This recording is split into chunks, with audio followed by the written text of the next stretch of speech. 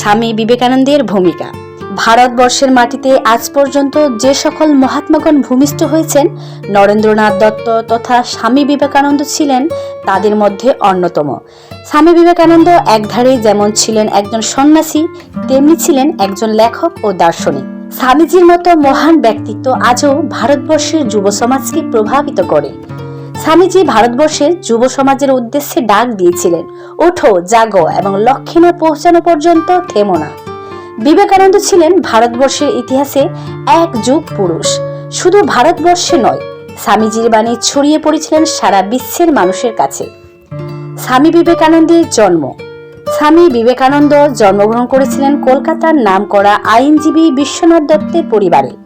পিতা বিশ্বনাথ দত্ত ছিলেন কলকাতার একজন বিখ্যাত আইনজীবী এবং খুবই দয়ালু ব্যক্তি, এবং তার মা ভুবনেশ্বরী দেবী ছিলেন একজন গৃহবধূ। আইনজীবী বিশ্বনাথ দত্তের পরিবারে অনেক কন্যা সন্তান থাকলেও তাদের কোনো পুত্র সন্তান ছিল না। ভুবনেশ্বর দেবী সর্বদাই ভগবান শিবের কাছে পুত্র সন্তান চাইতেন। একদিন ভগবান তাদের কথা শুনলেন এবং 1863 সালের 12 জানুয়ারি কলকাতার দত্ত পরিবারের যুগ পুরুষ বিবেকানন্দের জন্ম হয়। স্বামী বিবেকানন্দের পিতামাতা। স্বামী বিবেকানন্দের পিতার নাম বিশ্বনাথ দত্ত। স্বামীজির পিতা ছিলেন একজন নামকরা আইনজীবী। স্বামীজির পিতা বিশ্বনাথ দত্ত ছিলেন কলকাতার একজন বিখ্যাত আইনজীবী এবং খুবই দয়ালু ব্যক্তি, এবং স্বামী বিবেকানন্দের মাতা ভুবনেশ্বরী দেবী ছিলেন একজন গৃহবধূ। স্বামী বিবেকানন্দের বাল্য জীবন। স্বামী বিবেকানন্দের জন্ম সময় দত্ত পরিবার তার নাম রেখেছিলেন নরেন্দ্রনাথ দত্ত। মা ভুবনেশ্বরী দেবী নরেন্দ্রনাথকে ডাকতেন বিলে বলে। ছোট্ট নরেন্দ্রনাথ শৈশবকাল থেকে অত্যন্ত সাহসী ছিল। ছাত্র হিসেবে নরেন্দ্রনাথ ছিল অনেক মেধাবী। স্বামী বিবেকানন্দের শিক্ষা গ্রহণ। ছোটবেলা থেকেই নরেন্দ্রনাথ ছিলেন অত্যন্ত মেধাবী ছাত্র। 1879 সালে নরেন্দ্রনাথ মেট্রোপলিটন স্কুল থেকে প্রবেশিকা পরীক্ষায় প্রথম বিভাগে উত্তীর্ণ হয় এবং প্রেসিডেন্সি কলেজে ভর্তি হয়। তারপর তিনি প্রেসিডেন্সি কলেজ ছেড়ে দেন এবং বর্তমান স্কটিশ চার্চ কলেজে ভর্তি হন। অবশেষে তিনি স্কটিশ চার্চ কলেজ থেকে 1884-তে দর্শন শাস্ত্র নিয়ে বিএ পাস করলেন। এই সময় তিনি পাশ্চাত্য দর্শনের জ্ঞান লাভ করেন। পাশ্চাত্য দর্শন তার বর্তমান ধ্যান ধারণা বদলে দেয় এবং তিনি সত্যের সন্ধানে ব্রাহ্ম সমাজে যোগদান করেন। স্বামী বিবেকানন্দের মাসিক পত্রিকা প্রকাশ। স্বামী বিবেকানন্দ শ্রীরামকৃষ্ণের শিক্ষা ও বেদাও প্রচারের উদ্দেশ্যে দুটি মাসিক পত্রিকা প্রকাশ করেন। ইংরেজিতে প্রবুদ্ধ ভারত, বাংলায় উদ্ধোধন। বিবেকানন্দের সাহিত্য কর্ম। স্বামীজি শুধুমাত্র একজন সন্ন্যাসী ছিলেন না, তিনি একজন লেখকও ছিলেন। বিবেকানন্দ তার জীবনকালে বহু গ্রন্থ লিখেছেন। সেগুলির মধ্যে উল্লেখযোগ্য বর্তমান ভারত, পরিব্রাজক, প্রাচ্য পাশ্চাত্য ইত্যাদি। এছাড়াও তিনি বিভিন্ন কবিতা ও গান রচনা করেছেন, যেমন মৃত্যুরূপা মাতা তার লেখা একটি উল্লেখযোগ্য কবিতা। যুব দিবস বা ইউথ ডে কবে পালন করা হয়? যুব দিবস বা ইউথ ডে, জাতীয় যুব দিবস বা ইউথ ডে প্রত্যেক বছরের 12 জানুয়ারি বিবেকানন্দের জন্মবার্ষিকীকে সম্মান জানাতে জাতীয় যুব দিবস বা ইউথ ডে পালন করা হয়। যুব দিবস বা ইউথ ডের মূল উদ্দেশ্য কি? যুব দিবসের উদ্দেশ্য হল যুব প্রজন্মের শক্তি, সক্ষমতা এবং সৃজনশীলতা বৃদ্ধি করা। তাদের দক্ষতা ও প্রকল্পগুলির জন্য পোষণ করা হয় এবং তাদের জীবনকে উদ্দীপনা দেওয়া।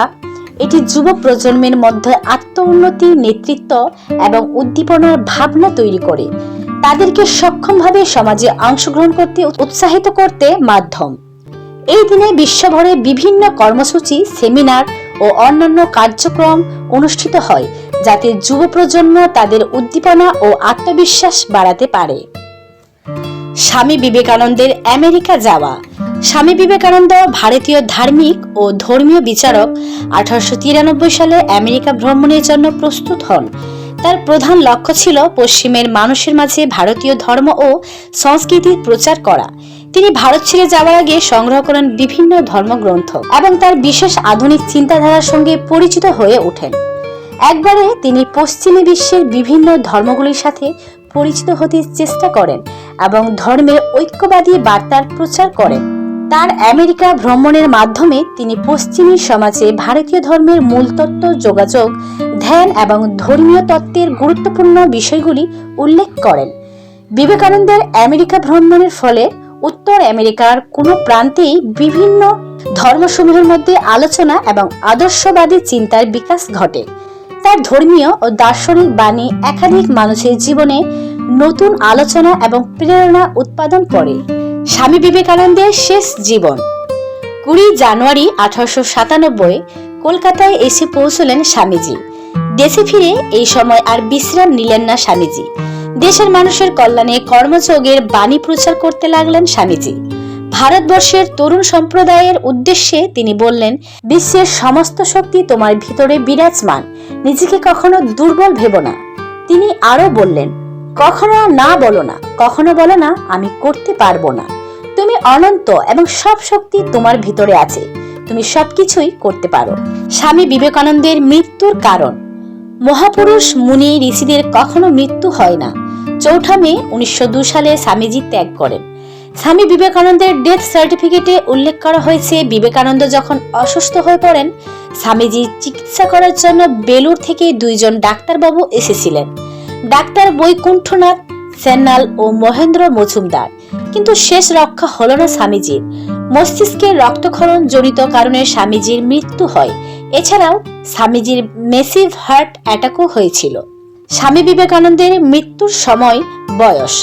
স্বামীজি খুব অল্প বয়সেই মারা যান। বিবেকানন্দের মৃত্যুর সময় তার বয়স ছিল মাত্র 39 বছর। তিনি 1902 সালে 4 জুলাই দেহত্যাগ করেন। স্বামীজি একজন তরুণ ধার্মিক নেতা। তার অসাধারণ যোগাযোগ, বিচার ও উদ্যমের অবস্থানে তিনি যুবকালেই বহুল পরিচিত ছিলেন। তার প্রভাব ও শিক্ষা গ্রহণের এই মূল যুগেই তিনি বিশ্ববিখ্যাত হয়ে ওঠেন। দেহত্যাগ। 1902 সালে 4 জুলাই মাত্র 39 বছর বয়সে যুগপুরুষ স্বামী বিবেকানন্দ দেহত্যাগ করলেন।